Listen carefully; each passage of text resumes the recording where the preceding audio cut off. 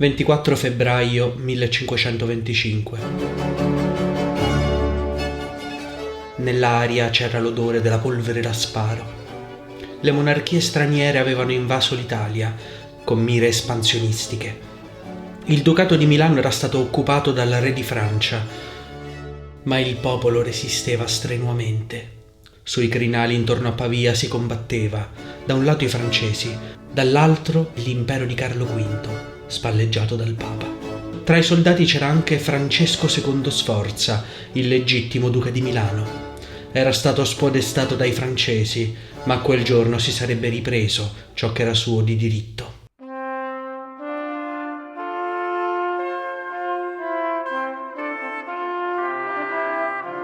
Sul campo della battaglia di Pavia era presente anche un compositore, Mattias Hermann Verrecore. Era il maestro di cappella del Duomo di Milano e qualche anno dopo avrebbe dato alle stampe Die Schlacht vor Pavia, una composizione vocale per celebrare la vittoria di Pavia e che venne poi ristampata con il titolo di La battaglia italiana.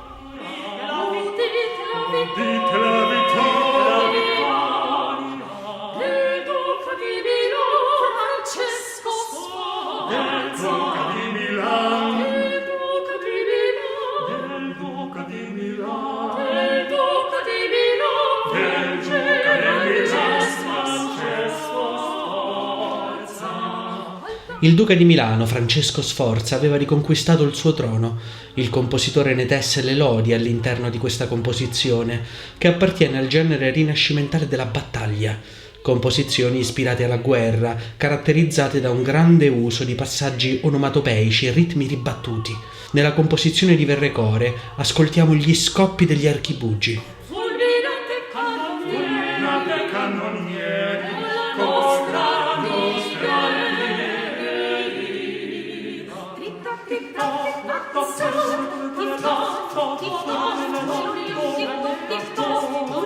Vediamo issarsi gli stendardi in questa figurazione ondeggiante che ricorda lo sventolare di una bandiera.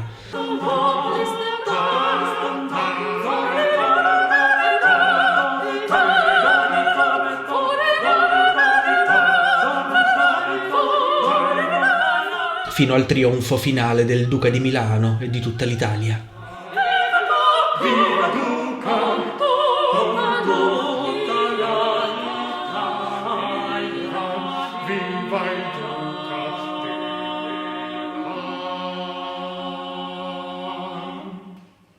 Ma questa composizione di Verrecore non era un caso isolato. Anzi, era una risposta musicale a un'altra famosa composizione, ma della fazione avversaria, la Guerre di Clément Jeannequin, composta per festeggiare proprio François I, re di Francia, e la sua vittoria a Marignano del 1515, con cui i francesi avevano occupato il Ducato di Milano.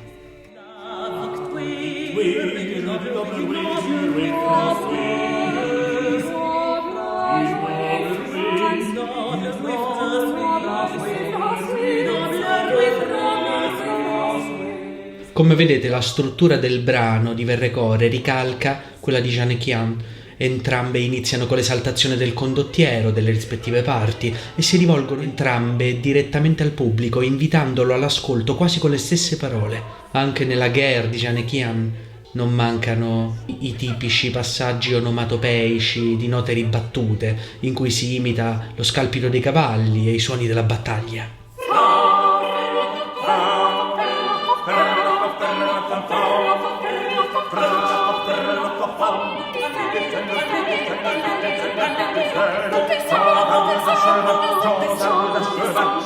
La composizione si conclude con l'esaltazione del nobile re di Francia.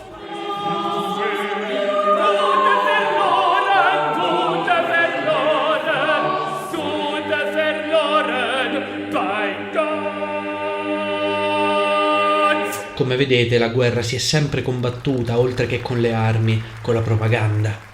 E ancora oggi i dittatori non si fanno scrupoli nel diffondere menzogne per giustificare le loro disgustose guerre di predominio.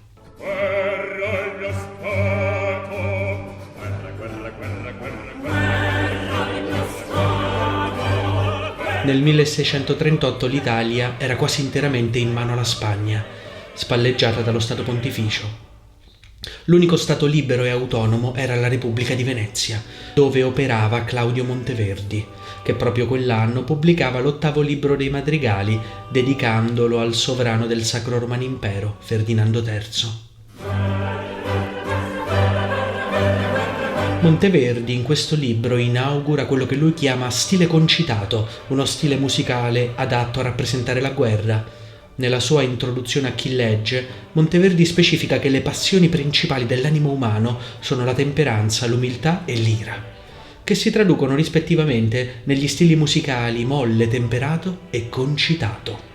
In quest'opera Monteverdi intende approfondire lo stile concitato, che è stato tralasciato dai compositori del suo tempo.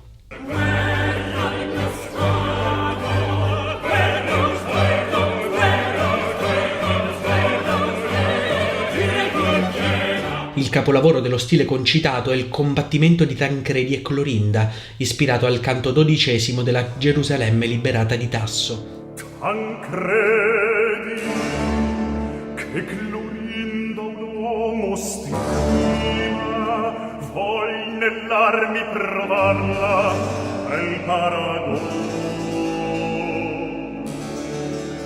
Tancredi e Clorinda si amano, ma appartengono a fazioni avversarie. Il loro destino è quello di scontrarsi in battaglia, coperti da una pesante armatura, senza riconoscersi. Lui la insegue a cavallo, il ritmo ternario rappresenta il trotto del cavallo che si fa sempre più incalzante. Segue egli impetuoso,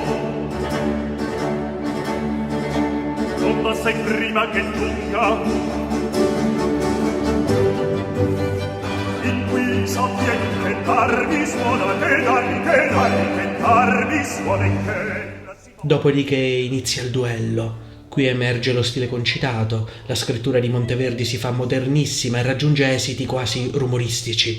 Le note ribattute, le rapide figurazioni sincopate degli archi descrivono il duello alla spada. Odi le spade, odi le spade, orribilmente urtarsi a mezzo il ferro e piede ormano fare. Gli archi con queste lunghe tirate discendenti rappresentano i fendenti delle spade. Sempre in fuoco e scende taglio in van, ne punta poco. Dopodiché la battaglia raggiunge il suo apice, con un ritmo che si fa sempre più teso e concitato. Onde sempre la fretta, stimo nuovo s'aggiunge una gamba. Odi lor che si mesce più ristrette, si fa la pugna e spalla tra giovananza. La guerra è stata una presenza costante nella vita degli uomini del 500-600 e la battaglia si configura come un vero e proprio genere di questo periodo anche nella musica strumentale.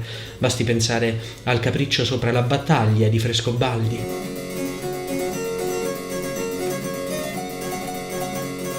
Gli esiti rumoristici dello stile concitato di Monteverdi li ritroviamo per esempio nella Battaglia a 10 di Heinrich Bieber del 1673, in cui i violoncelli imitano addirittura i colpi di cannone facendo sbattere le corde contro la tastiera dello strumento.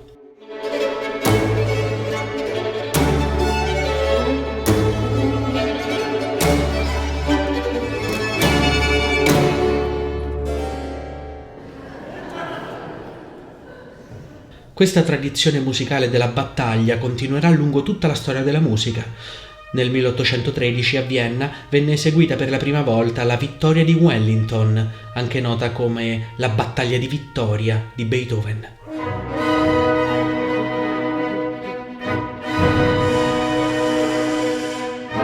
Una composizione per celebrare la vittoria del generale Wellington contro i francesi durante la guerra di indipendenza spagnola, e che comprende nell'organico delle speciali macchine per simulare colpi di cannone e di fucile. L'utilizzo di questi rumori, unito allo stile eroico e drammatico di Beethoven, rende la rappresentazione della battaglia incredibilmente vivida.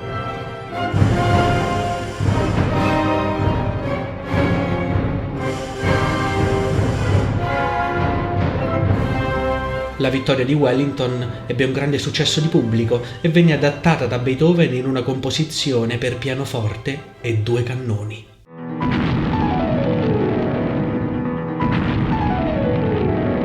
Elsa Morante definì la storia uno scandalo che dura da 10.000 anni. Noi occidentali diamo quasi per scontata la pace, ma la mia generazione probabilmente è la prima e l'unica in tutta la storia dell'umanità a non aver mai dovuto confrontarsi in qualche modo con la guerra.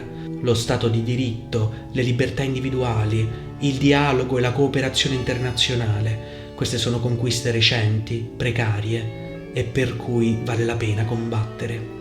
La sezione commenti di questo video sarà qualcosa di assurdo. Vi ricordo di iscrivervi al canale. Alla prossima, ciao ciao.